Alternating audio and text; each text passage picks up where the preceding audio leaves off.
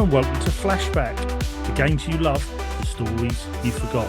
This is episode 30, and this week we're doing part 2 of our Flashback special, which if you haven't listened to yet, we picked 12 games from PS1, PS2, PS3, and these are recommendations of physical PlayStation games to pick up before things get too pricey. This time we're doing PSP, Vita, and finally finishing on PS4. Some of these may seem a bit obvious, but it's surprising how many gamers have played and loved these games through either PS Plus, etc., or downloads, but don't actually own the physical. So now's the time. And I'm RGT. Welcome to the show. And as always, I am joined by the man who always gets a brew when playing the Switch 2, thinks the game's great, but of late is starting to hate Final Fantasy VIII. Made us feel part of the team on his legendary Minecraft stream. It's UCP George. How you doing, my man? Shame of it. Yeah, I'm great. Don't I present as quite a curious character with that little intro of yours? But I was quite pleased with the second one because there was a lot of rhyming in there, and I managed to do it without spitting my teeth out. So I couldn't have done it myself, so I did marvel just at the sheer facial engineering that you executed. Yeah, I probably would have been on the floor at that point. So well done. Thank you. I've been welcome back, all everybody. If you've enjoyed part 1, buckle up for what's set to be an interesting ride through gaming esoteria. So yeah, let's do it, RGT. Why don't you show me the colour of your skin? Show me your first. Pick out your bag. And what platform will it be on? Well, we're going to start on PSP. So we've done 2 each on the PSP, and we've done 2 on the Vita, and we have done 2 on the PS4. The PS4? Yeah, PS4. And I am going to start with a little game is creeping up a little bit now, I believe, in value. But that's another thing. Do you want me to do the values as we go, or should we do them all at the end? We'll do them at the end. Let's stick to the format. Stick to the format, okay. This is a game I've had as a hidden gem before as well over on the Unofficial Controller podcast, and this is Driver 76. Oh, hello. Now, this is an Ubisoft game. I don't think this gets enough attention, really. It's that sort of driver format, set in the 70s, obviously, 76. And it's very GTA looking world, but you do literally driving missions. You're like an undercover cop and busting gangs and all this sort of thing. But it's definitely got that driver feel to it, but just on a handheld, it looks really good. You've got that really good tight driving, you've got the mission based, and that's all that sort of made the PSP feel like that PS2 in your pocket. You were really taking these sorts of games on the go. And this is one that just went under the radar. I picked up cheap years ago, played, I think, on a holiday, played for and beat it, and thought, how comes no one's ever told me about Driver 76? And still to this day, people don't really talk about it much. I think it's a great little game. Yes, it's probably scaled down from a PS2 version, which it didn't actually get in the end. It is just exclusive to the PSP.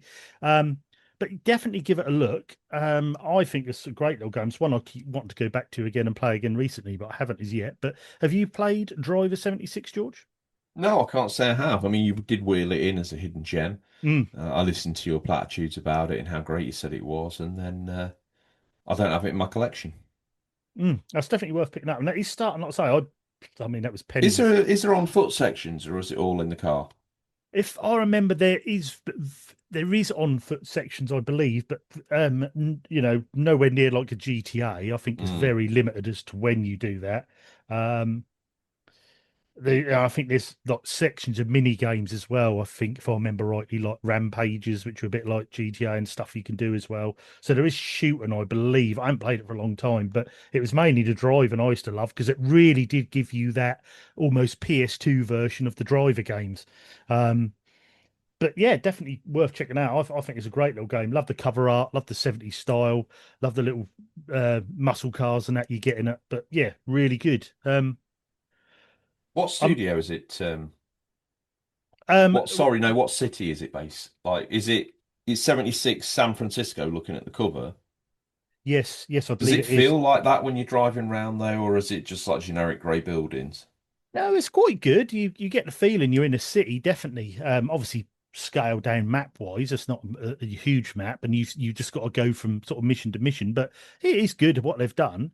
It's more linear than open world, um, but it's a good little game. Like I say, it's from Ubisoft Reflection Sumo Digital developed it, and published by Ubisoft. It was out in Europe. We got it in we were well a couple of days later than everywhere else, but 2007 May. Um, I think it had a multiplayer on, if I remember, whether that was on online or when you used to connect to your PSPs. And Oh yeah. but the funny thing was scores when it first came out. Metacritic only give it 57 out of 100. Mm. But other magazines were a bit more, like Edge gave it 7 out of 10. Eurogamer 6 out of 10. There was a lot of 6 out of 10s, 3 out of 5s. So, all right scores, I suppose. Um, and I think because maybe people looked it up and saw those scores, maybe people didn't buy it. I used to see it a lot in CX, but you don't tend to see it about so much now. So, but yeah, give it a go. Driver 76, great little addition to a PSP collection. So, what's your first one then, George? My first one for the Sony PSP, PlayStation Portable, is Daxter. Do you believe it was Ooh, within the great launch choice. window in Europe? It's made by Ready at Dawn, and it's probably one of the best games on PSP, in my humble opinion. It looks fantastic straight out the gates. It's a great extension of the Jack and Daxter franchise. Obviously, you've got the slightly wordier of the two, or very much the wordier of the two, out here in his own game.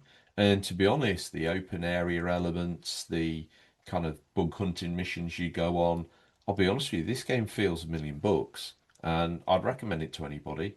Obviously, Ready at Dawn known for the PSP trickery because they also did two God of War games of their own, and then were involved in the Origins collection being ported to Vita, maybe from memory. They obviously made Order 1886 as well, but this is like a fantastic game. It's fun, like I say, extends the franchise, and even in the very early days of the PSP, they had this thing singing. Like this, you talked before of a PS2 in your pocket RGT. I don't think there's a game that more convinces you of that than Daxter. Oh, definitely. Um, It's got when you play that game, you do. It's hard to not look at that and think this is a PS2. It looks very good graphically. It's a great looking little game. and probably quite deceivingly made people think that the PSP had more legs than it even did, because, Mhm. if this was relatively early doors, then, what lies beyond. Sadly, not much more Tricky was ever really extended past Daxter and obviously the GTA 2 GTA games that you find on there. But a fun little game. It's an official game. It has had a re-release on Sony's PlayStation Premium package where you get to play the classics. Therefore, I do believe it's also available to buy. But I can't see that being something that they're going to support for a long time. This is a game that needs to be experienced as well in its handheld format.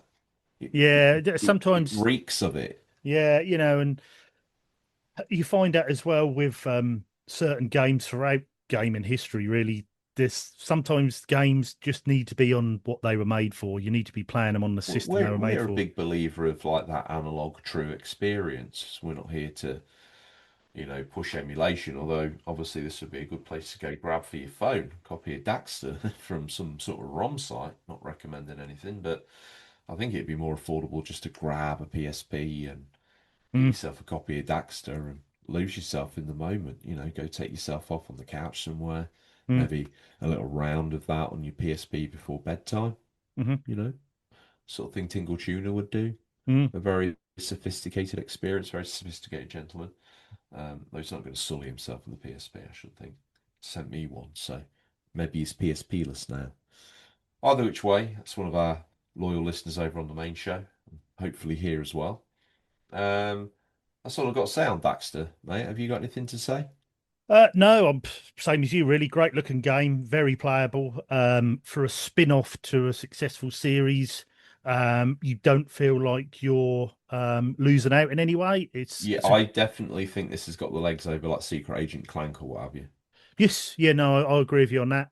It's a great little game. Again, it's one that seems to go under the radar a lot. Mm, Jack and Daxter's talked about a lot, but they tend to talk about the later games being rubbish, but they don't tend to talk about how good Daxter actually is.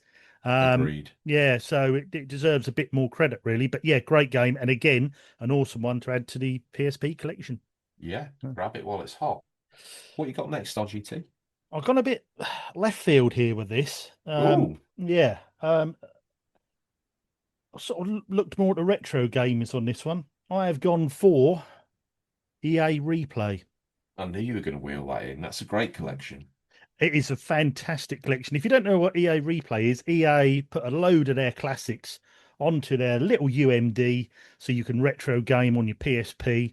And in just 3 or 4 games, you get BOB on the Super Nintendo, you get Budokan, the Martial Spirit on the Mega Drive, you get Desert Strike, Return to the Gulf Mega Drive, you get Haunting starring Poltergeist on the Mega Drive, Jungle Strike Mega Drive, Mutant League Football, Road Rash, Road Rash 2, Road Rash 3, Syndicate, Ultimate 7, Virtual Pinball, Wing Commander, and Wing Commander Secret Missions on all on this little UMD. There's, sorry to interject, but the surprise for me on that list was always Wing Commander.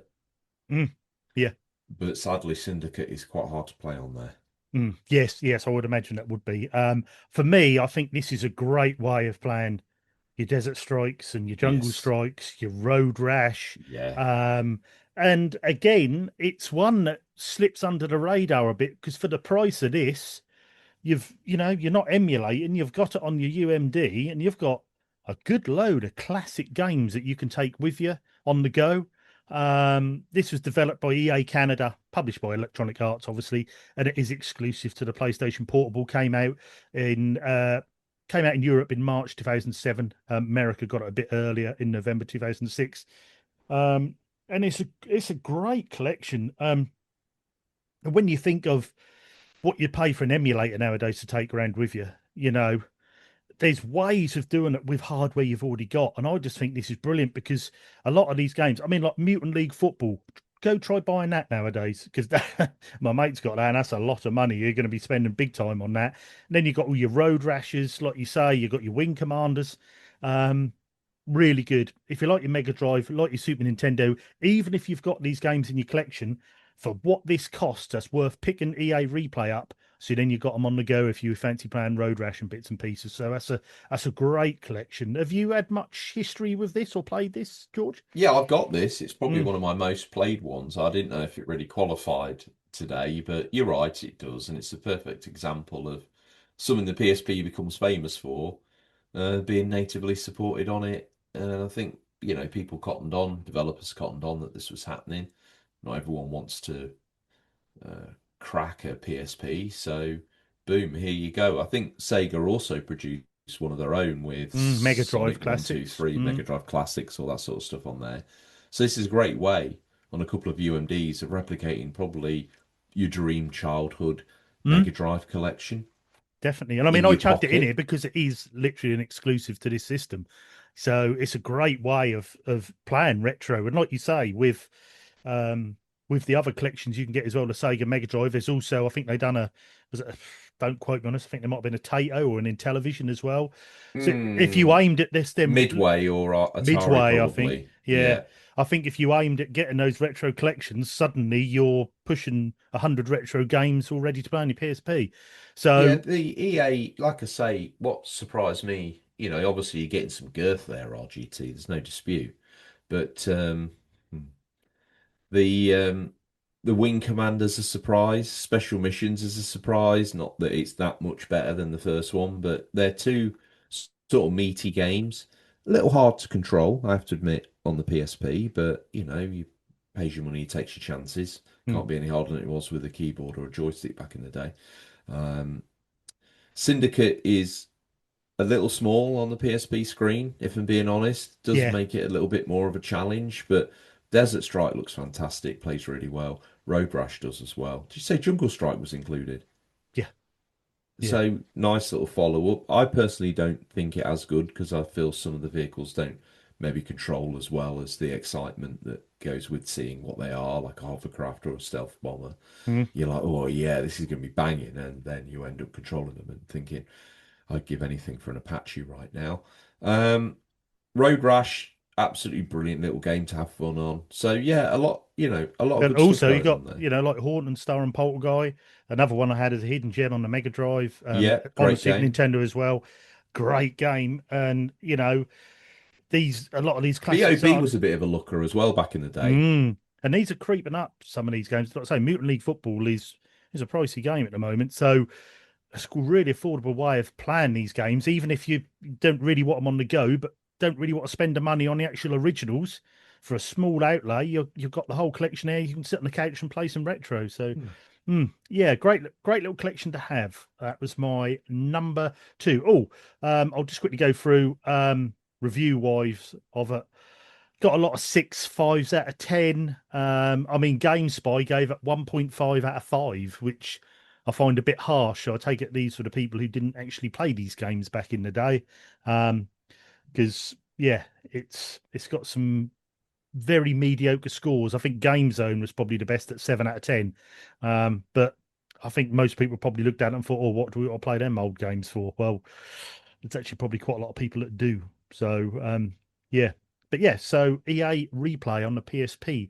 What's your second and final PSP game then, George? Not an exclusive, unfortunately, but it's a game that was played on much bigger systems than the PSP. I had this on 360. I think it was an arcade marketplace game, but here we have Sid Meier's Pirates, remade for I think Mm. circa the 2006, 7, 8 era. Made by Firaxis 2K. It's a full fat version from everything I can tell of Sid Meier's remade Pirates, graphical additions, etc., etc. It's a fun game. You kind of take on the role of a guy who's gone across to the Caribbean to find his father from memory, but also his fortune and fame as a pirate. It's a classic pirates experience. You kind of start off as a privateer. You decide which country you're going to support or which one you're going to sort of deface in some ways, I would say, by, plundering their stuff or picking sides with the English or the French or whichever side that you join with, or becoming a full-fledged pirate. You can do both. The freedom in this game, obviously, it found its legs on Commodore 64, I think, from memory, but that's probably where most people have memories from it. But if you played it back then or on Atari ST or Amiga, and you think, oh yeah, I love that game. It's all here and it looks better than it's ever looked. Um, Navigating the map, third person sort of aerial isometric view. You kind of move your boat around, a little small replica of the Caribbean. You engage in ship to ship battles as well. It's everything you want it to be. You can board the ships as well if you get close enough and do enough damage. That goes into like a you versus the other captain, and your success is represented by how many of your crew are successful in the fight. Um, so you can also board and be great at fencing and still get the captain to side with you. So you take his ship or sink it, repair yours. Classic pirate scenario. It's like a mini Black Flag, I suppose, or this is the Prognagmian man of Neanderthal man of pirate games. There's a romance element as well, where you have to dance again with a QTE to romance the governor's daughter in a bid to improve your standing. All in all, great little game to take on the go. It takes good advantage of the PSP's kind of quick resume feature, but it just lends itself to little playthroughs and deeper sessions if you want to. Now, this is a game that really is probably a bit left behind. Physical copies of this you don't really see outside of really for the PSP, and even then it's a bit of a sideways step. I should imagine this will be tumbling off the if it ever got a PS3 release. That we know that that marketplace is shutting down. We know the 360 store is already closed, so maybe one of the best and only places where you'll be able to play Sid Meier's Pirates natively, um, and on the go is going to be on the PSP. And what a great place to play it, really. It's not Mm. a CPU heavy sort of simulator, but there's enough going on under the hood if you wanted to just transport cargo or, sell your plunder using the various kind of in game market economies Mm, to move stuff around and take advantage of it. So great little package, great little game. Like I say, probably going to disappear down the black hole of obscurity in terms of its digital availability very soon if it hasn't already. And then physically, you know, this will dry up pretty soon. mm. And this is probably one of the more affordable places to grab it and play it if the physical ability appears anywhere else outside of PC. Yeah, I mean, I've got the original Xbox version, I think. I still haven't played it, but I bought it for all means to play it. So I thought, oh, I So really it fancy. came out there, okay, So, right. But I remember playing it on Xbox 360 arcade, so yeah, it, so it probably had a download from the original on there or something, or a raised up version or something. yeah, But it was the version that probably was on original mm, Xbox, I should imagine. but So that's I didn't interesting. realize that was on the PSP. And you think again, that sort of proves the power of the PSP that you've got games this big and this in depth on there, and what Absolutely. yeah, and we've always said with handhelds, you have limitations. Sometimes you feel like you're missing out if the handheld is your main system. But with the PSP in the era, that was when it then started. You then started to get these big games. You did have them on the go. You didn't feel like you were missing out. You had your Smackdowns coming out, and they were Mm, concurrent with the main version, like graphically walked down, yes, admittedly, but on the small screen, not enough to give a rat's ass. You mm, had games like Gran Turismo in your pocket. You had God of War there, sat looking purring away, looking pretty, Daxter. yeah, It didn't yeah. like they were compromised versions, but you didn't at the time, as you say, feel like you were compromised. No, no, not at all. No, not at all. But there are four from PSP. I mean, I done Driver 76 and EA Replay. George done Daxter and Sid Meier's Pirates. Um, four. Hopefully, come with something a little bit more affordable this week, RGT, after my mistakes previously. Mm, And but we did have to rip my first selection for Vita out, didn't we? Because it was a little bit, I didn't it was a realise. bit shocking when we did try and look it up, and we were like, I had "Ooh." no idea. I apologise. But then again, you say, we bought a lot of our games a long time ago, and they weren't that sort of price I when we think I bought them. paid So, like 30 quid for that and winced. mm, yeah, it's worth a lot more than that now. Yeah, so we find out. And Uh, and yeah, mm, Darkest Dungeon, if anyone's guessing, but yeah. there's not a lot to justify its collector's edition status. I think you maybe got maybe a bit of the DLC. I can't even remember now. But there's Mm. nothing extra in the box. No, I think they're just a physical copy, so they called it a special edition because it's a physical, I suppose. But Maybe that. Yeah, mm, possibly that. um, well, right, we'll move on to the PlayStation Vita. Another system that Sony sort of let go by the wayside, and after a few years was not really sporting this system at all. But it doesn't mean there wasn't good games on there. And I'll start with, it's quite obvious if you know me, and you know what games I like. I have gone with Uncharted Golden Abyss. Probably my favorite Vita game. Again, like what we were saying with the PSP, um, really good um, game, but feels like a home console port, but you got it in your hands. Um, they tried to use a few of the gimmicks of the PS Vita with the back. Unfortunately. Yeah, with the back. Although when I first played it, first game I got on my Vita, I think, or second game, I think, and playing it, I actually really enjoyed that to start with. But when you Yeah, go I'll say back, it is a bit gimmicky, and I only say unfortunately because it just bars it from being played on PlayStation TV. yes, yeah, yeah. And if you're wondering if you haven't played Golden Abyss, basically on the back of your PS Vita, you have a touch. I wouldn't say a screen; it's more like a pad on the back of the Vita. That's right. Um, and so when you find certain items and treasures, they'll come up on the screen, and you can turn them with the back screen, and then on the front screen you can clean off the dirt and have a look at the items that you found, which is quite, it is a bit gimmicky, but it's a nice little thing. And they're obviously being a Sony studio, they were showing all what the Vita could do. But yeah, Golden Abyss is actually the prequel to the Uncharted series. So if you played 1, 2, and 3, definitely play Golden Abyss because it is the original first game that leads into one. Um, But it's a great game. You get to feel like I say, it feels like a console port. It feels like part of the Uncharted family. Um, Nolan North. You've got the voices, you've got the sounds, and although the speakers nowadays sound a bit quiet, I love the sound on this game. You've got the sound of the jungle, and them little speakers sounded quite good for the time. Um, and I think it's a great little pickup. Sort of one of the I would say one of the big boys on the system, without having to pay sort of the big boy price.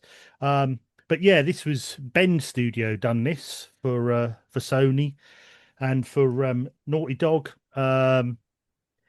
It came out in Europe in 2012. So literally, I think it was a launch title, wasn't it, George? Was it a It launch was, title? yeah, it came out the end date, I believe. Yeah, launch title. So, yeah, third person, single player. You know what it's all about, Uncharted. You know about Nathan Drake. You got a few new enemies in this one, but it's just a different version and a handheld only version of it. The only place you can play Golden Abyss Mhm. is on the Vita. Reception wise, Metacritic 80 out of 100, and pretty much across the board it was 7 out of 10s, 8 out of 10s, 4 out of 5s, 8.6 out of 10s. It's all decent reviews. Like I say, probably my favourite game on the Vita, to be honest. What about you, George? Yeah, I would agree with that.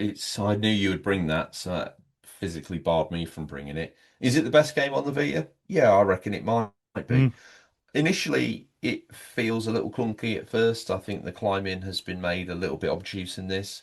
They want you to trace up with your finger rather than climbing the old school way.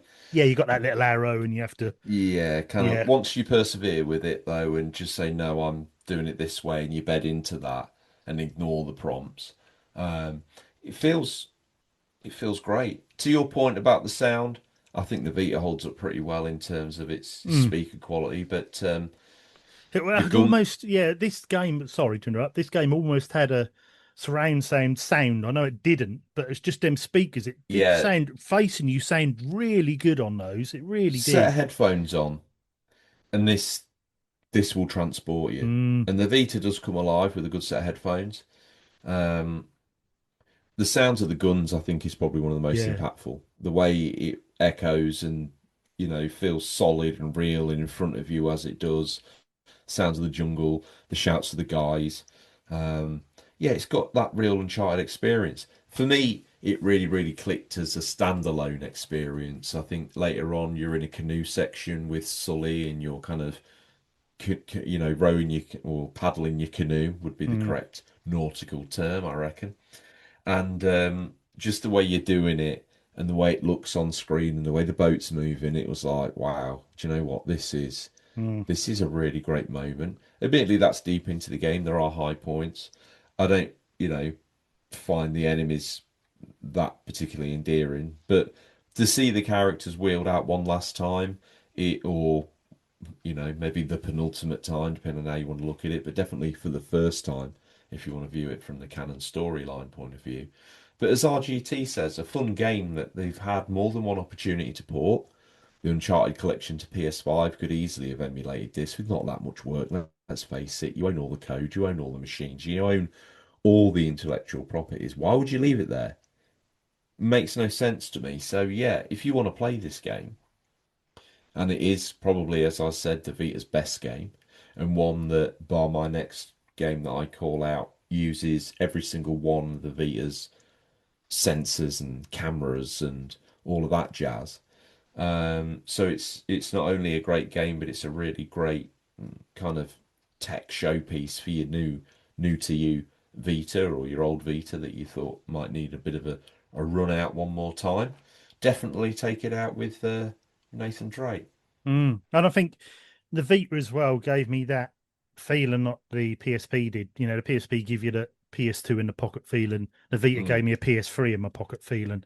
Um, And although they were obviously not quite there with that, but it was very close. And the Vita, I remember when I first played Golden Abyss and looking at it, thinking, God, this looks just like a PS3 game. I know if you put them side by side, it doesn't. It's on a smaller screen. It gives you that feeling. But, for a classy looking small system, what the Vita was in its day, it was a powerful system. When you think it was going up against DS and bits and pieces, Oh, It yeah, it definitely. really Well, shone. It also was going up against the emergent mobile phones that mm, were, and the emergent mobile phones, the iPhones and other bits and bobs had an influence on the experience we got with the Vita mm, compared to the PSP. We mm, got the dual um, analog sticks that we've been shouting for since the PSP's creation, but then we also got what felt like more mobile game kind of ports than we saw on the PSP. mm, It felt a bit kind of gimmicky because of the touch screen and the back panel, mm, you know. So the Vita is a machine that's absolutely wonderful, but full of compromises in the hope of what might become a mm, digital future that never did. I mm, think they should have just focused on making movies readily available. mm. Either you bought them on the little proprietary cards or something like that, Yeah, yeah, been a great idea. rather than the download or whatever. But we were firmly in the download era. But if you've got a portable, the case in point is you're taking it away. Mm. You take it on a camping trip. You're not going to download a movie there, are you? No, exactly. No, So, or stream Netflix or it's got watch the YouTube. yeah, it's got the physical element. Let's use it. It's, So, yeah, why not bang movies on there?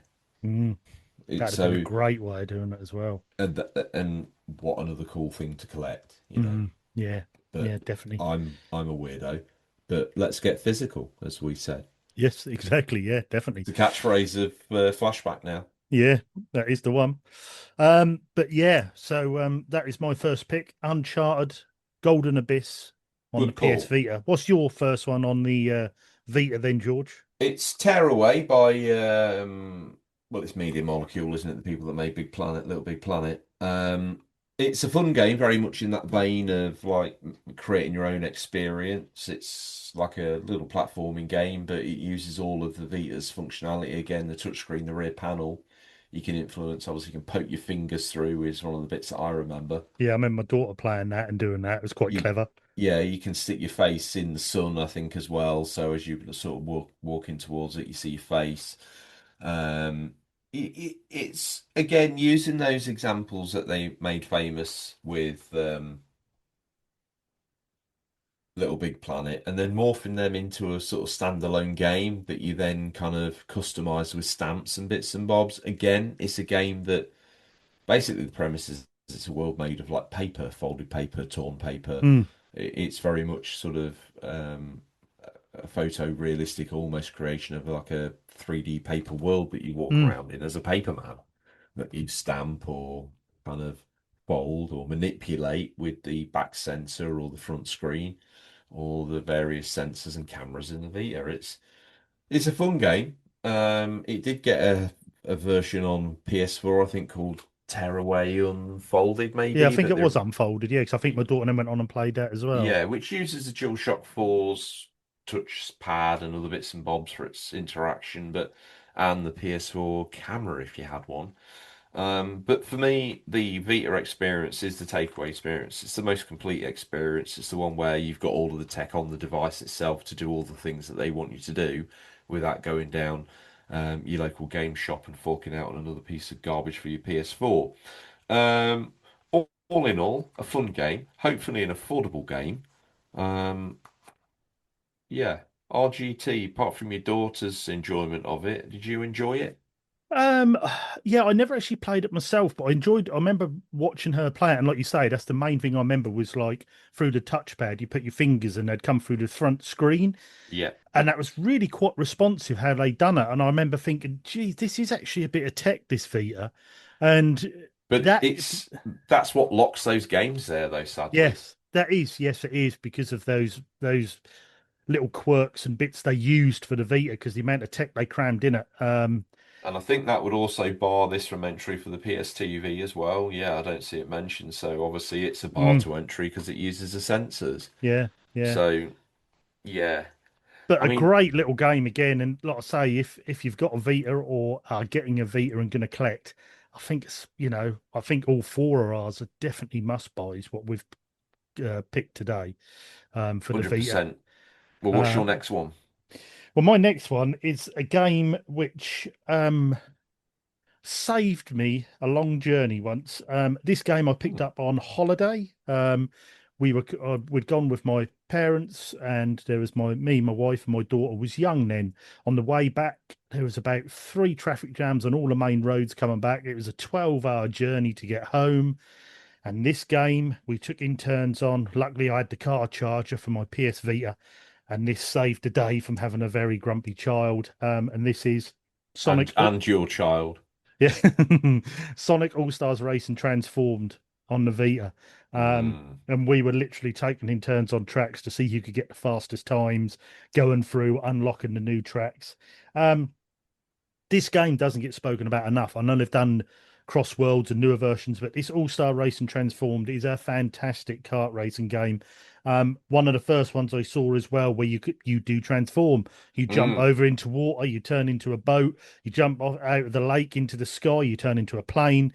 It's some great racing. Looks really good, runs really well on the Vita. The Vita just had that. If you had a colourful game like what this is, with real deep colours, lovely saturation, that looks so good. They look so at home on the Vita. Whether it's the OLED or the later LED screens, the even Golden Abyss, the colours in that, and the greenery and the caves looks awesome. And yeah, this is a brilliant, brilliant little kart racer. And like I say, we just played at taking in turns, doing tracks, and the hours flew by, and it made one journey very easy to do. This is by Sumo Digital, published by Sega, obviously. It got various ports to different systems, PS3, Xbox 360, Wii U. But I don't think you're compromising anything at all by having a Vita version. It is, as is the game is. I mean, they ported it to everything from iOS to Android, a lot. Single player and That end multiplayer. up on Switch, that one. Uh, no, no, That they would have been don't. an interesting comparison, wouldn't it? Well, they done one later on. Did they do All Star Race and Transform 2? Or they done a late one on a PS4? They done Mm. another version. And although I played that with my friends, no, I don't think it was Transform, but they done the next installment of it. But it just didn't hit like this. It just didn't No. hit like this one. But reception of this, I think the sort of the best version they're saying is PS3, Xbox 360, 82%. This got a 75 out of 100. They did do a 3DS version, but that is probably the worst rated version.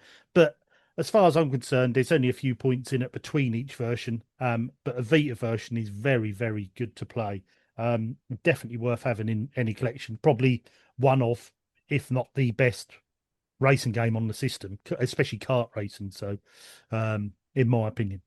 What about your history with that then, George? Um, I've got it.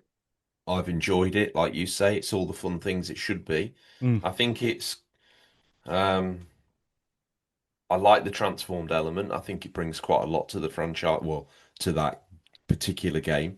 And I think to your point, it's one of those games on the Vita that makes it pop.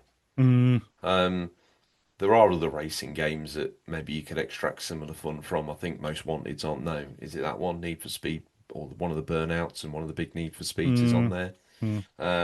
But Sonic, a car racing game, it's iconic, it's fun, it's pick up and play, it's throw down, it's quick laps passed between friends in a car, in a barracks, or wherever. It's one of those fun things that's just easy to pick up, easy to play, hard to master, um, And I think also, perfect for those little yeah, fun interactions. The hard line historically on a portable versus sort of a mainline console is your portable's got to lend itself to pick up and play, fun little blasts, multiplayer handheld pass around experiences because you can't expect everyone to rock up to a party with one of these things in their pocket. It would be very weird if they did. yeah, yeah, If I exactly. saw five people turn up and be like, "You've got a Vita. I've brought one as well. Have you got? Yeah, let's all get round now." It'd be a bit like, "Oh God, what next? Swinging? I'm going." Maureen, get your coat. Um, yeah, so it's got to be that kind of game, and this is that perfect game Mm. for me. Um, and the Vita, like you say, it just lends itself to those sort of wild, vivid colours and fast moving action. I Yeah, and I haven't. think, it was dominated at the time with Mario Kart. And Sega thought, well, if we're going to have a kart racer that people are going to pay attention to, we need to do something different. Um, Yeah, and they and did. they did, they added to it. And I mean, I bought that on a whim just for a journey home and ended up playing it all the way home and just absolutely loved it. I thought, what a great game. It plays so well. It's got great little dynamics to it and techniques and really good, really at home on the system. And like I say, I have played the other ports, but I just think there's something about that Vita port for me that just says, yeah, it's no different. You got a big game there, portable and on the Vita. So yeah, so that is Sonic Racing All Stars Racing Transformed. What's your second and final PSP Well, game enjoyed? much like Vita and much like Tearaway, this one advocates itself as only on PlayStation, that moniker they were putting on Ooh, back in what a the day. game! Um, this is everybody's golf. Mm, What's the other name for it? Hot Shots Golf. Hot Shots Golf everywhere else, but this is our version. It's everybody's golf. A great kind of chillby animated, and it's one of these moments where I probably don't mind them as much. Golf game. It's it's a hard to master game, but perfect for pick up and play. Oh, when it clicks, what a game But that is! when So it addictive. clicks, and to be honest, the camera angles that you get, they're perfect for a golfing game. But the fun little creatures that kind of hop by, they just add to the colour of the world. As you go through, you kind of build up your clubs, you build up your bag. You can enter better tournaments and do different things, and you build your characters up with different clothes and things have performance boosts and other different bits and bobs. But I never really get too bogged down in that. I just hop on, play a round of golf. I'm not really bothered about the concurrent stuff that happens around me, like, oh, you've unlocked this bag or that club or whatever. I'm just want to play again, play again, play again, and it's fun. The AI is difficult enough to make me feel like a dum dum. It's not a walk in the park. Everybody's golf. Don't think because it looks fun and friendly that it will go nice on you. You've got to watch your game. You've got to watch where the ball lands. You've got to watch what surfaces you're landing on. You've got to watch how you're hitting the ball. It's not as though, yeah, there might be mega animated swings, but the distance and the way the ball moves, it all feels like more simulation based. And the dressing on top is the thing that makes it fun. It's a serious golf game in my opinion, and one that is synonymous with the PlayStation brand. That's why this one is only on PlayStation. Are you going to be able to play this anywhere else? Nah. They drop these like a hot stone when they bring out the next one. And I'll be honest with you, everybody's golf locked on the Vita. What a shame. Um, Grab a copy if you've got a Vita. If not, is it a reason to pick up a Vita? No, but the other two games, the three games we've already brought to the party, definitely give you reason to. And there's plenty of fun to be had on there. You don't need to chase the cases, just get the carts. Everybody's Golf RGT. You're a golfer and a golf game fanatic. Tell me, Tiger RGT, Tiger Uh, GT, what's your take on everybody's golf on the Vita? that Vita version, I nearly saw nearly everything that game had to give. Oh, I put, wow. I rinsed that game, and there's a lot of popular podcasts, Kane and Rinse. I literally done what they do on games. I was very close to unlocking every character, every club, every bag, every tournament.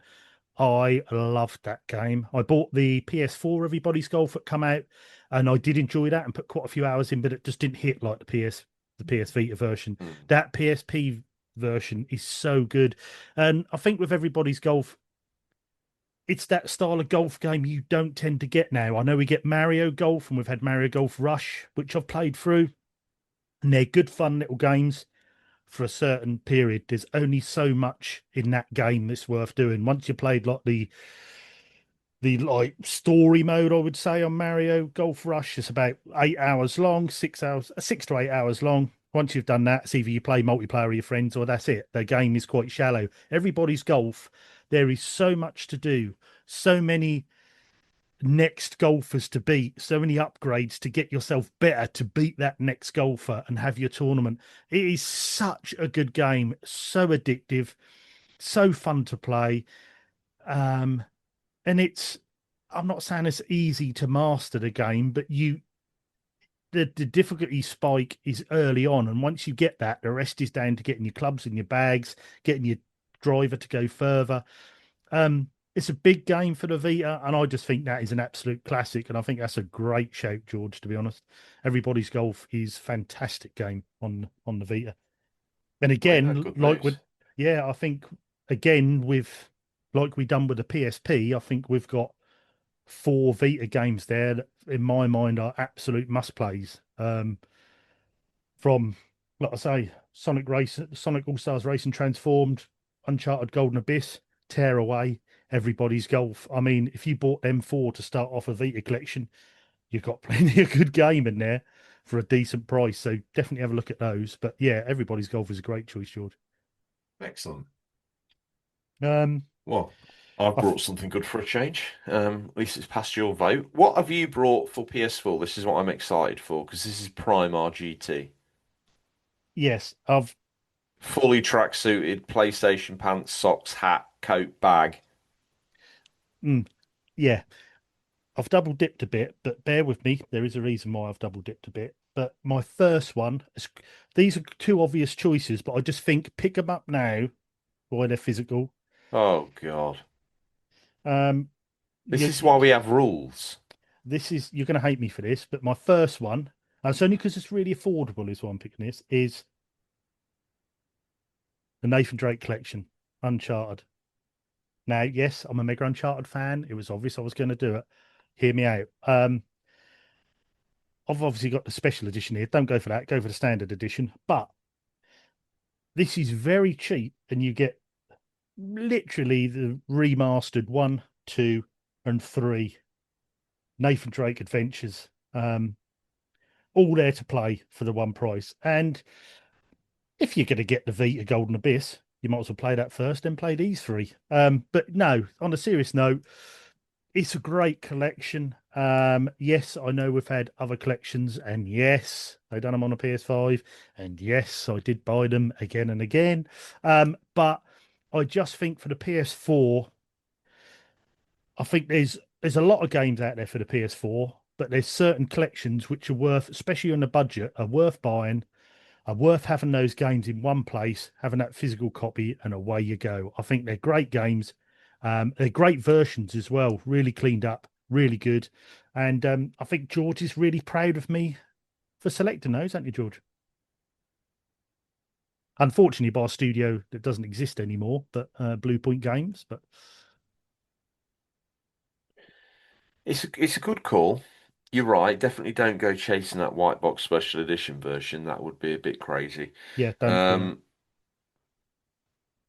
it did include four though. No, one, two, and three. Naughty in it. It came out about the same time, didn't it? So they were trying to, it came out just after, didn't it? So people who were sort of thinking, oh, I'm going to get four. Oh, hang on. Why don't you get the other three as well? Well, that was more of Hmm. a sort of lure you in. But and also you'll see at the end, for price is why I've picked that. So yeah. Okay. Well, I love the Uncharted trilogy. I think they're well executed. I think the acting in it's superb and or the quadrology, more to speak. But in this case, we're talking the trilogy. Um, One is probably my favorite, maybe enough for nostalgia. Two, I enjoy. Three, I think is Mm, equally as good. I think the gameplay cinematic storytelling in three is something else. Some of the fades and cuts in that game are superb. mm. I think on PS3 as well, the three really was the absolute pinnacle of graphics. I mean, if you want to test an OG PS3 backwards compatible one, stick Drake's 3 in it. If it can survive the fire scene, you've got a good console. Yeah. I Yeah. somehow think that it will die. Yeah. It'll play every other game in your system, but it won't play that, and then you know it's dying. Um, but here on the PS4, all dressed up and pretty. So Uncharted 1 was probably the outlier in terms of its graphical quality. It kind of didn't look that great, especially with the direction they chose for two or three and subsequently four. But, you know, here reworked and polished up to a standard where it feels like a cohesive part of the universe. So, yeah, wonderful. Good pick, RGT. A little bit snaky, but what It's a do we little bit, but expect? uh, thanks. Yeah, I didn't want to go Uncharted again, but I just thought in the current climate, things are tight, and I've gone for a couple of collections here because I just think there's Oh my goodness gracious me, you're going to do it again. Okay. no, no, no, no, no with EA Replay. Oh, okay. Yeah. Um, and I just think it's worth getting those if you're on a budget. You're getting a collection for PS4. A lot of people are now with, like I say, that's why we've done this show because of the news of Sony in 2028 and digital and all the rest of it. Um, I reckon a lot of people, I think PS4s are going to creep up, PS3s are going to be a lot of physical collectors going out getting these.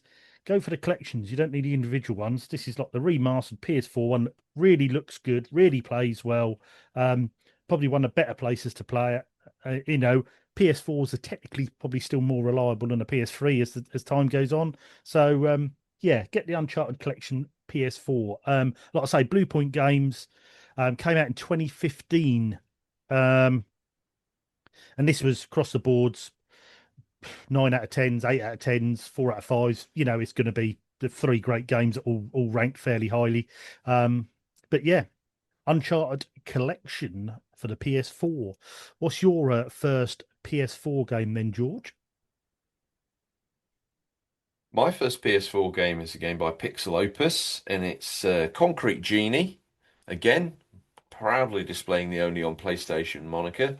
It's a game though that, as much as I love it for its wonderful sort of artwork and storytelling, it's a game that's kind of like a bit forgotten. It was forgotten at the time. I think I platinumed it, would you believe? You're an artist who's got like a magic paintbrush and you can paint characters on the walls that kind of walk around it in a 2D fashion. Um, Again, it felt like a Media Molecule game, but it's obviously not. But it plays so enchantingly well. It's fun to jump around the world. It's fun to navigate. The creatures that you draw on the wall become kind of friends.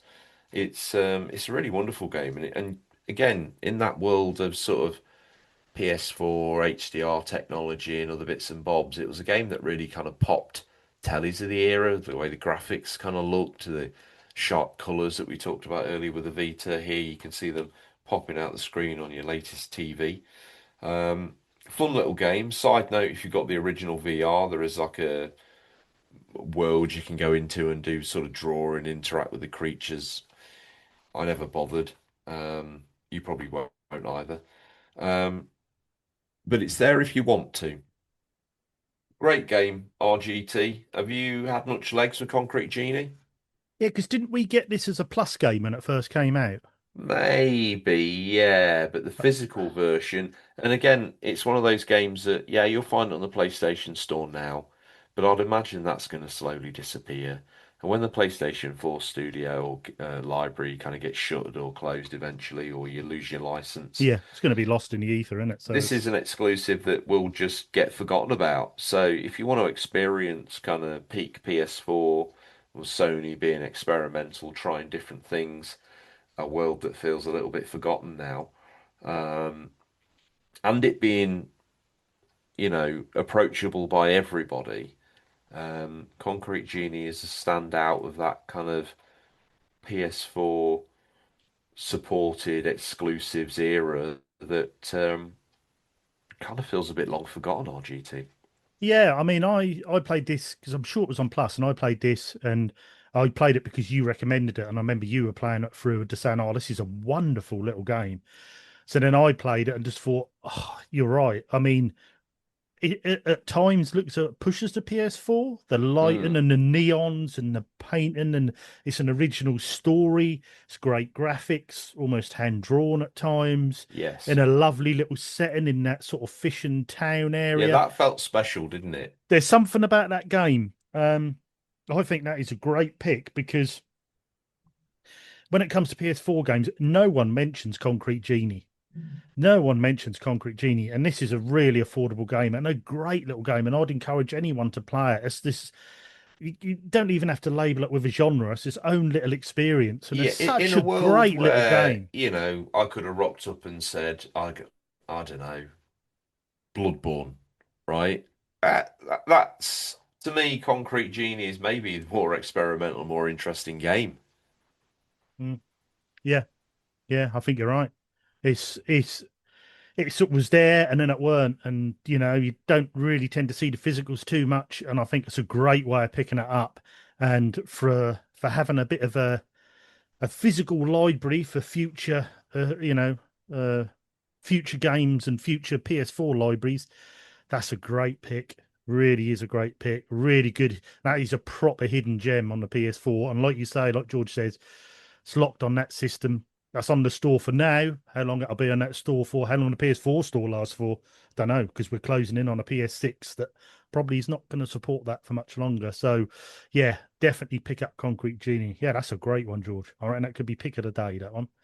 Wow, steady on, pal. No, I think so. I think it's a great. You've Well, we've come got all your guns. last one yet. So, well, you said it was a double dip, but we're willing to let you have that to a point. So, what have you got here, you handsome devil? I've gone quite obvious again, but the reason I've gone quite obvious is because this game is story wise probably the best game I've ever played. Um, and I know I love my Uncharted's. I think you know what it's going to be. If you played the first one, then this must be an absolute must for the system. If you haven't got a PS5, you ain't got to worry. I know PS5 have done it on there, but this is the one you need to pick up, and this is The Last of Us Part 2. Now, I know it's an obvious choice, but the only reason I put it, I wasn't going to put it in, I was going to go a bit more left field, and I thought, no, if you need this game and you haven't got it, or you never thought about playing it, but you collect the PS4, just get it so you've got it for future playthrough, because this is an incredible game. The acting, the story, the things this game makes you do is powerful, to say the least. It'll make you hate people. It'll make you love people. It'll make you do things. It is so good, so well written. You know, we know what Naughty Dog were like with these games. Last of Us Part 1 was amazing. Um, it was a game of its era on the PS3. The Last of Us Part 2 took it to another level. And when you got a director and writer like Neil Druckmann, he knows how to make a movie-esque, dramatic, powerful piece of entertainment in game form. He's also proved he can make a TV series as well by taking it to the big screen. Um, again, phenomenally acted, with Ellie and Ashley Johnson, Troy Baker, and awesome game. And I've always said to George, me and George just spoke about this game so many times, especially after playing it. But it was still one of them games where when I finished the game and I sat there and just breathed out and went, whoa, what an epic journey that was. And I was still thinking about the game days later, the decisions and the things you'd done and how it brought you into that world. Even if I wouldn't say it's a horror game, but with it can be a bit creepy. If it's not your sort of thing, still pick this game up, because one day you're going to think, what's all the hype about this? You'll have the disc, pop it in your machine, and give it a go, because it is absolutely unmissable. Um, I think I know what you're going to say about it as well, George, but I'll hand over to you. I'm going to say something you're probably not going to expect, but I probably would have said you probably ought to come in and pick up the Last of Us Part 1 remastered PS4, Hmm. because that version it will disappear into obscurity. Yes, yes, I went with two just because of And so will that version of 2. It will mm, be wiped from the face of the earth pretty soon, yeah, yeah. So because they're not going to offer that version when the PS5 versions exist. no, no, not at all. And it's a great version of PS4, the part one, or they don't call it, let's call it Last of Us Remastered, I think. Make the Pro sing, I'll tell you that. Mm. Um, PS4 Pro sings like an absolute hot dinner with that game in it. yeah, yeah, it did. Mine did as well. But like I say, it is just a phenomenal game, phenomenal story. Do I think we get many games like this now? No. Do I don't think we're going to get many games like this now. There's allegedly going to be a Last of Us Part 3, but I'll believe that when I see it. I think I just think it's a game that's just stood the test of time. I just don't think games deliver a story like that. I don't think games have before or have since. It's a rare one. And like I say, even if it's not your genre, you don't think it's your game, pick it up and give it a go because I think it's something that can't really be missed. Like I say, um, it was on PS4. I think they've done a PS5 and Windows version, single player action. It came out on the PS4 in 2020, PS5 2024. Reception, as you can imagine, 93 out of 100, 94% recommended on Open Critic. It was 10 out of 10s, 9 out of 10s, 8 out of 10s, 5 out of 5s, 10 out of 10s, 10 out of 10s. The game done well. It got review bombed at the time for certain things, but we won't go into that. Just play the game. That's the story you see, and enjoy it. Yeah, absolutely brilliant. I mean, I can speak enough about that. So, what is your final PS4 Well, game? just The But Last of all, Us Part 2 as a game in itself, rather than all the other things around it, technicalities and exclusivities and bits and bobs. Just an mm, absolutely stunning piece of storytelling. And as oh yeah, RGT says, you just got to go with the story. It's not your story to tell, it's your story to experience. mm, And when it's fully played out, I think on reflection, you'll have had to have had a word with yourself because, it'll challenge every concept you've ever had in your life. A great game, well executed. I think obviously with the PS5 version, it maybe just clinches it, but we're here to talk about PS4 and physical media. My next game, it's Days Gone on the PS4 by Ben ooh, Studios. Um, I got this game when it first came out, and I had a couple of glitches, like my motorbike exhaust kind of stopped working. I was still driving around, but my bike made no noise, even though it did make noise because it attracted freakers, as they're called in this game. Um, the PS4 version, I had the PS4 Pro at the time. It's a challenging game, graphically fantastic to look at. Played really well, had a mix of sort of on foot, sort of open world, use your bike to navigate. It's a game that got a bit of a kick in when it first came out because it had several bugs at launch that were very quickly patched out, and none of them affected me bar that motorbike scenario. And it's a game that is hard to like until you get to maybe the second settlement, and then you start to really click with it. You start to feel like a sense of community in that area, and things that you're doing, feel like they matter. Um, it's an interesting story, one that's probably a bit formulaic, but it plays out quite well. It plays well with the location of Washington State. There's like an old extinct volcano in a river in a big lake that I think is either real or based on a real place. And most of the area in the woodland that you're driving through is again either real or based on a real place, and you get that real connection. I remember watching a developer diary. They'd been off and bought bikes similar to the one that you ride around on as Deacon in the game, and they'd gone sort of threshing those around in the woods to see what it felt like to ride one of these bikes. They could translate that into the game.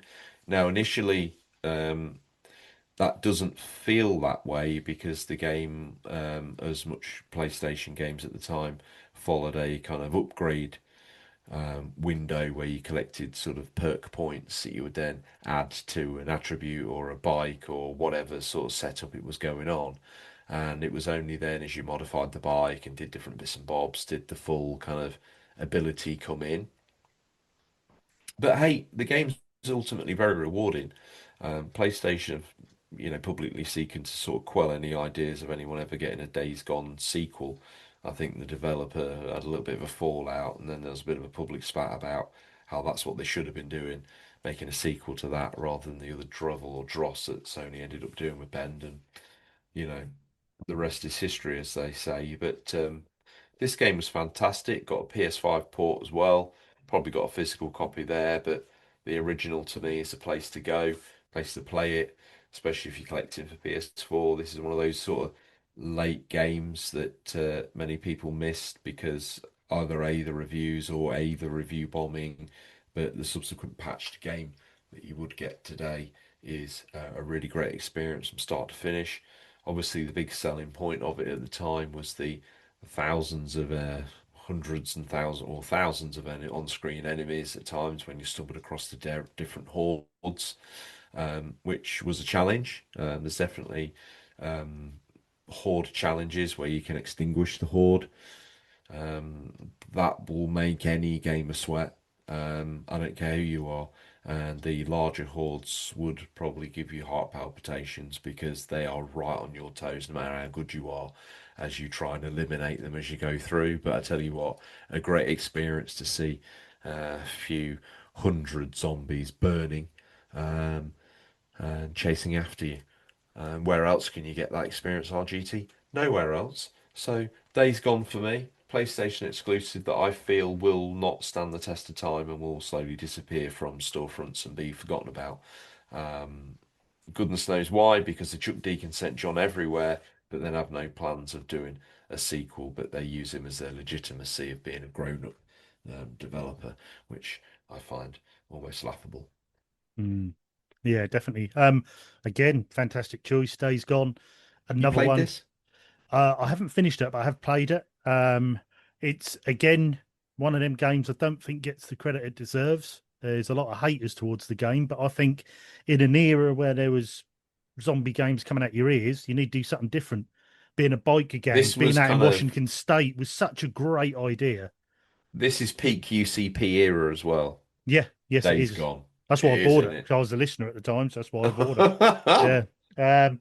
But also it was like I say, it's your biker gang. I think Deacon is a very likable character. I think he's played well. He's got that edgy sort of biker What's your feel mate to him. Boozer? He's very enjoyable as well, isn't he? Yeah, there's that sort of chemistry between the two. And you get, you get that bit of backstory of how things kicked off, and then you're in the world, and then you've got that extra little bit where when I was first playing it, thinking, oh, what's happened to my bike? Oh, I've run out of fuel. You got to get fuel for your bike. You got to maintain your bike. You upgrade it. You find different camps and do your missions. It's actually a really enjoyable game. My mate's a big zombie fan and he hasn't played this. I keep saying you need to play this because you will really enjoy this game. And again, it's part of that PlayStation legacy that I'm not too sure they really care about. So it will Yeah, disappear. oddly. They don't really think nothing of it. This game would have been perfect for a part two, I think. But ain't gonna happen.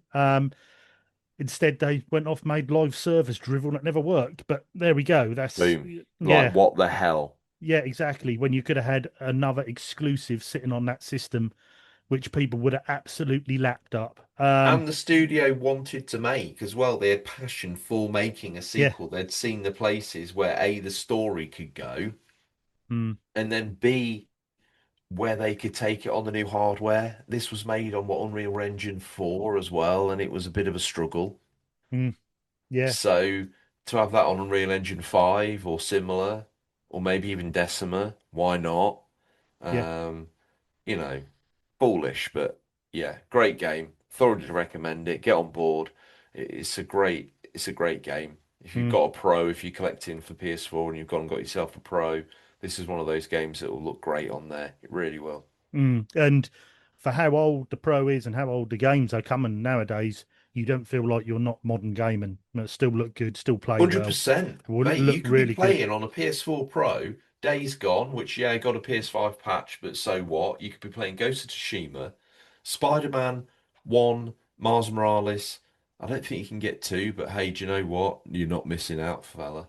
Um, Concrete Genie, Last Uncharted Last of Collection Us one 4, and Last of Us two, Part 1 and yeah, 2, Last of Us Remastered 2, you know. There's yeah, lots to go at there, mate. Death definitely is. Stranding, I mean, Yeah, Horizon and Forbidden West, God of War and God of War Ragnarok. mm, I imagine those late PS4 releases of those games probably going to be quite collectible at the end. yeah, definitely, definitely.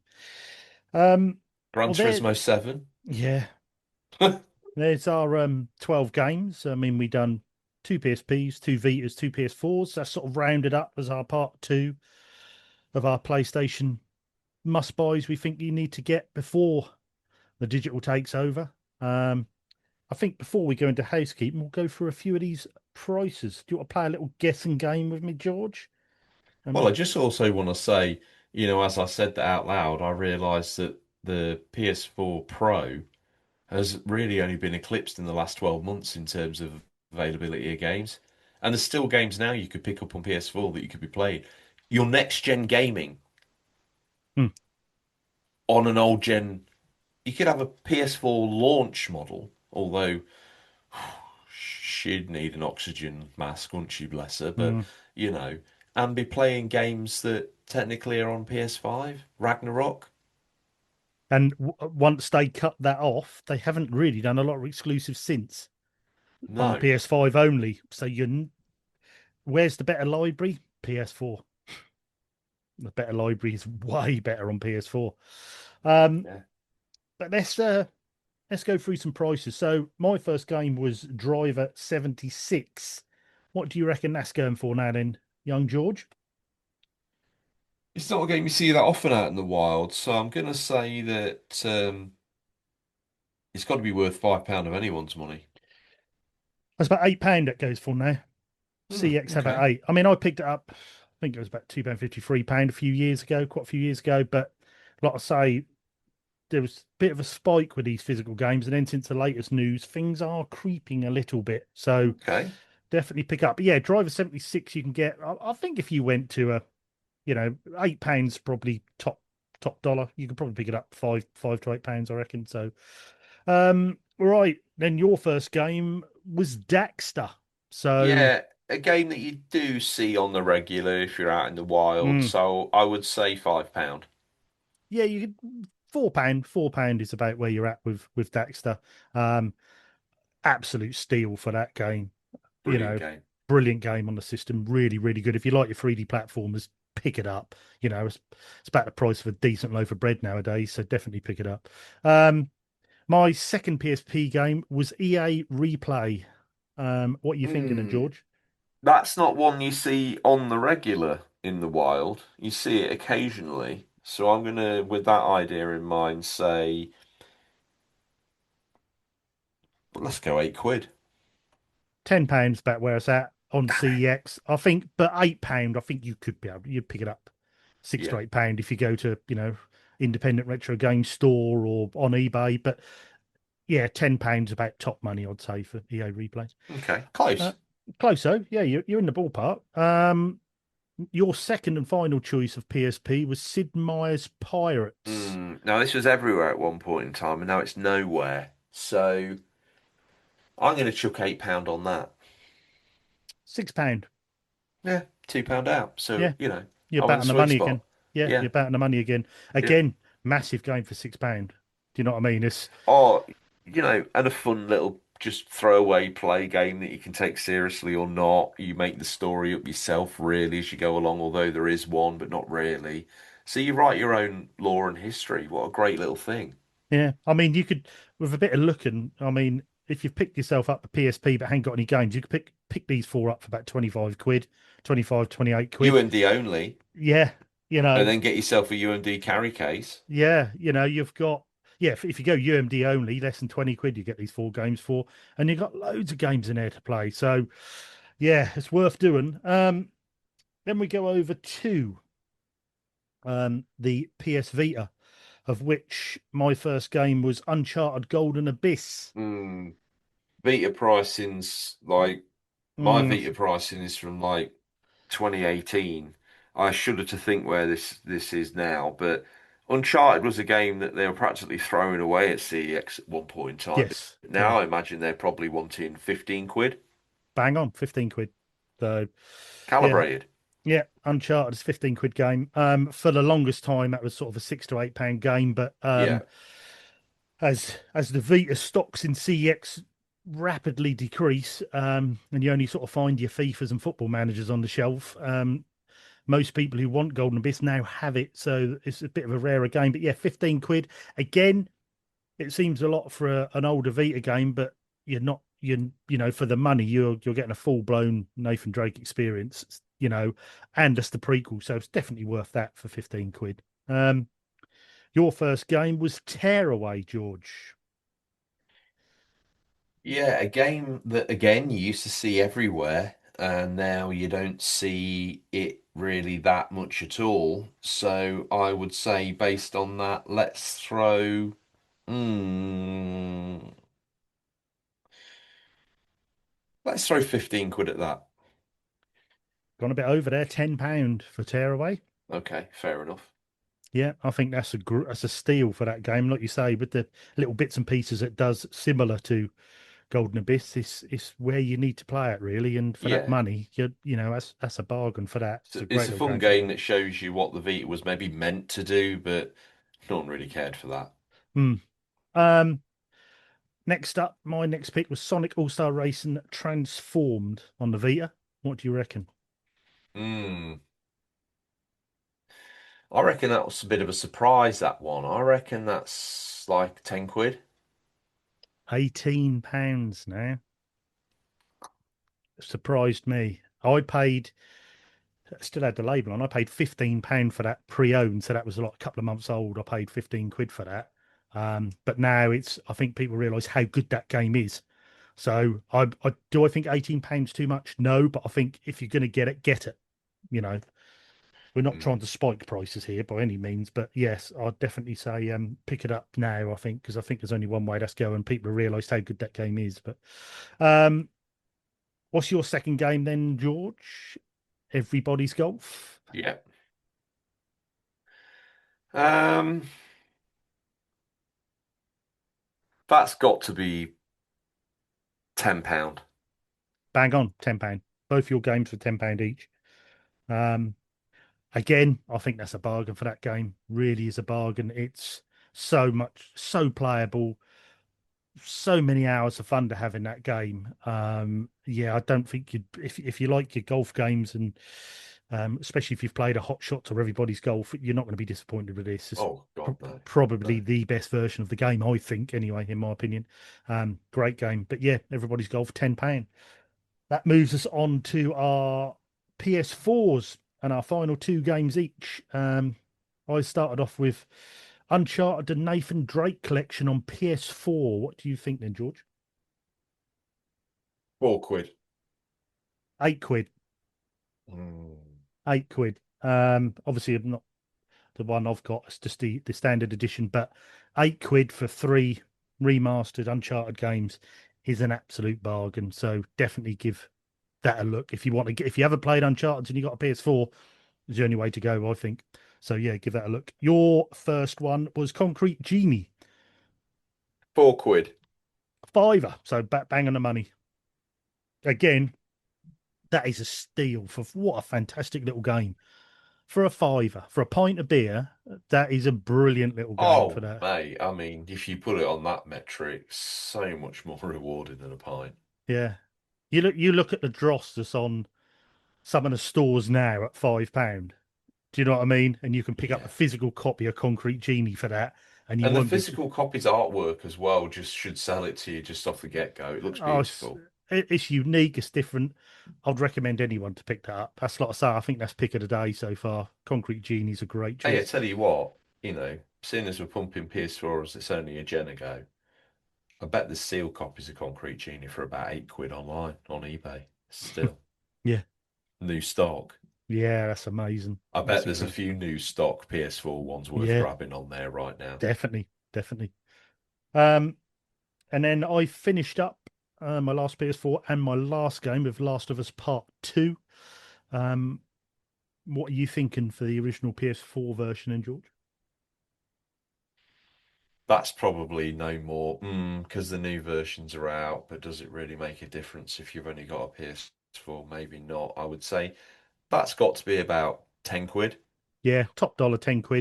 If you wanted to, if you have a PS4 and you haven't played the games, you could get The Last of Us Remastered PS4 for £8. Get that for a tenner from C at £18. You've got both installments of the story. Um, Definitely worth doing. Definitely worth doing. Because I think the remastered one has Left Behind added in as well, doesn't it? The DLC. Oh yeah. Yeah, so you'll then get the DLC from the first one, the first game, and the second game. I mean, you might be able to get them cheaper, £15 all in. So it's definitely worth doing. And your last game, George, Days Gone. Um, Again, I can't see that being much more than sort of 8 quid. Goes about £12. £12. Yeah, that's fair. It's a lot of game for 12 quid. You know, it's the same what we're saying about Last of mate. Us Part 2, you know, a tenner, Days Gone, 12 quid. You've got graphics that you're not going to feel like you're playing an old system. Look really good. You can play them on a PS4 Pro 4K. Fantastic. Yeah, you're not missing out at all for that money. 22 quid for those two games. You've got some gaming ahead of you. So yeah, great picks. And I hope you like that. I hope you like those games. Like I say, it was just a little bit from each, like we've done before. We've gone through the ecosystem of PlayStation. We've give you 24 games in total over the last 2 weeks. If this is a format you like, I think we could do this for other systems. I know we've done our sort of must play top tens before. Similar sort of premise this is, but this was just sort of in a reaction to the digital news that we got. But yeah, if you like it, let us know. Which moves me on to the housekeeping, really. If you want to let us know, you can let us know at unofficialcontrollerpodcast.com on our website, or you can questions at unofficialcontrollerpodcast.com email. We've got a Discord channel, which is the Unofficial Controller Podcast. TikTok, we've got Instagram, we've got X. Discord's a great little place to go if you want to go on there. We've got our little Gen 7 playthroughs we're doing. We're waiting on the moment of picking a new game for that. And also check out, like I say, I keep mentioning Unofficial Controller Podcast. If you're first listening to this, you're thinking, what's that then? Well, that is our main show.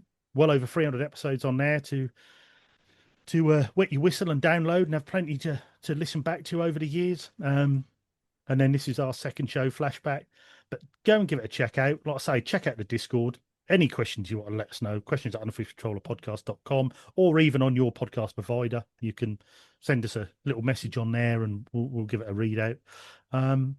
Yeah, I think we're about there, aren't we, George? I think I've covered everything. Is there anything you want to add before we go? No. Obviously, the Discord is the name Unofficial Controller Podcast, but there's a little flashback section in there. Yes. For all the wonderful retroness, and there's a smattering of that, as RGT says, the Gen 7 playthroughs. There's a challenge accepted. It's normally across a myriad of systems, so there's plenty there for people to get on. If you're a retro gamer or a collector and you're like, oh, well, I'm not too, you'll find something in there, and I think you'll find something in the main show as well. We cut a little bit more loose there, RGT, so we, not too much, but we probably mess about a bit more. We have a bit of a mess about, don't we? Bit of old school humour, you know. Yeah. We have a good bit of laugh over there, and everyone's always welcome. So come have a listen, come have a join. Yeah, definitely. Yeah. If Flashback you got you to work, let the UCP Unofficial Controller Podcast get you home. Exactly. You know, exactly. And like George used to always say, don't be a lonely gamer.